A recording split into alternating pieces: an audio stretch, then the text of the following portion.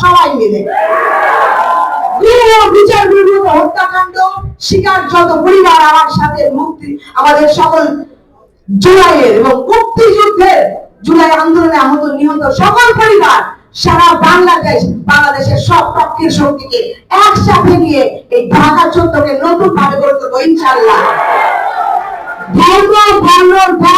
নির্বিশেষে সাম্প্রদায়িক সম্প্রীতি নিশ্চিত করব এবং আমাদের দারুস সালাম শাহী মিরপুর রূপনগরকে নতুন ভাবে নতুন মিরপুর আমাদের মিরপুর আমাদের সবার মিরপুর হিসেবে গড়ে তুলবো ইনশাআল্লাহ।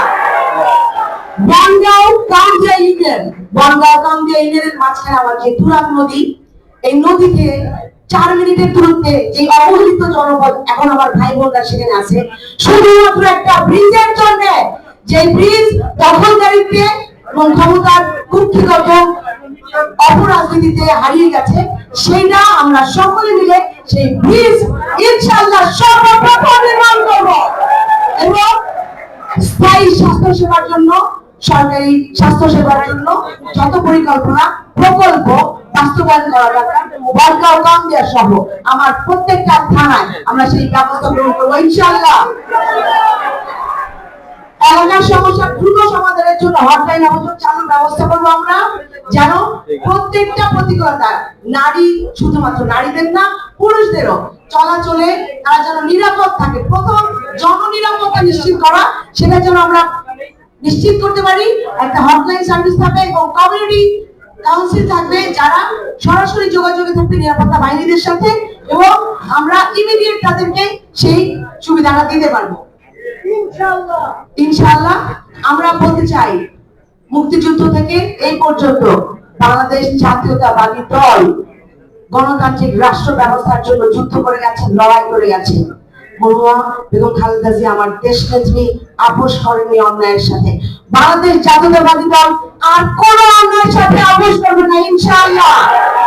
ঢাকা চত্বরে প্রত্যেক জনগণ প্রত্যেক নাগরিককে সাথে নিয়ে তাদের অধিকার রক্ষায়, তাদের নিরাপত্তা নিশ্চিতের রক্ষায়, তাদের সকল নাগরিক সুবিধা পাওয়ার রক্ষায় আমরা সকলে একসাথে কাজ করব ইনশাআল্লাহ।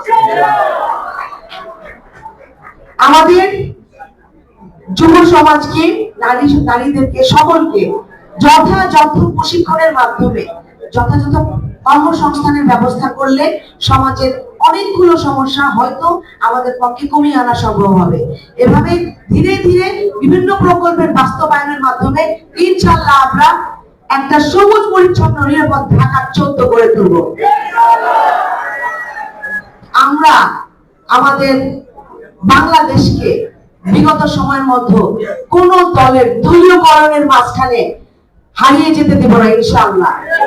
প্রত্যেক মানুষ তার মত নিয়ে তার ভিন্ন মত নিয়ে থাকবে সমাজে এবং সামাজিক প্রতিনিধিদের দ্বারা সমাজ পরিচালিত হবে, যেখানে এই দুর্নীতি অনাচার অন্যায় সকল কিছু আমরা সকলে একত্রে রোধ করব এবং জুলাইয়ের প্রাকৃতিতে জুলাইয়ের ভাইরা আমাদেরকে যে স্বপ্ন দেখিয়েছে এবং যেখানে দাঁড়িয়ে আমরা আজকে স্বপ্ন দেখছি ঢাকা 14 গঠন করার আমাদের সবাইকে নিয়ে, সেই স্বপ্নটা যেন তাদের মতো করে আমরা দেখতে পারি।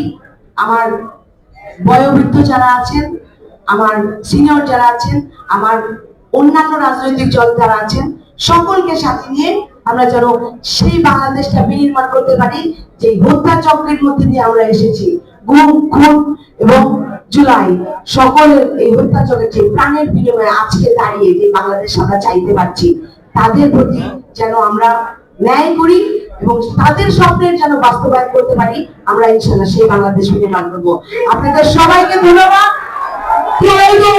নির্বাচনের জাতীয় সংসদের যত নীতিমালা আছে, আমি আমার দল বাংলাদেশ জাতীয়তাবাদী দল সকল নীতিমালা পালন করবো। কেউ পালন না করে তাকে আঙুল দিয়ে দেখিয়ে দিব পালন যারা করতে তারা বাধ্য ইনশাআল্লাহ। ধন্যবাদ। আপনারা সবাই ভালো থাকবেন। বাংলাদেশ জিন্দাবাদ। ধন্যবাদ প্রার্থীদের আচরণবিধি প্রতিপালন বিষয়ে অঙ্গীকার করার জন্য।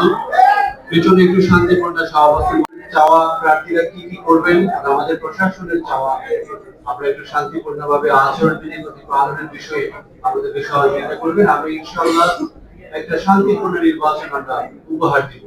এই পর্যায়ে সর্বশেষ বক্তব্য নিয়ে আসার জন্য আমরা অনুরোধ করছি আমার বাংলাদেশ পার্টির মোহাম্মদ মনিরুজ্জামান, প্লিজ আপনাকে অনুরোধ করছি, আসেন প্লিজ।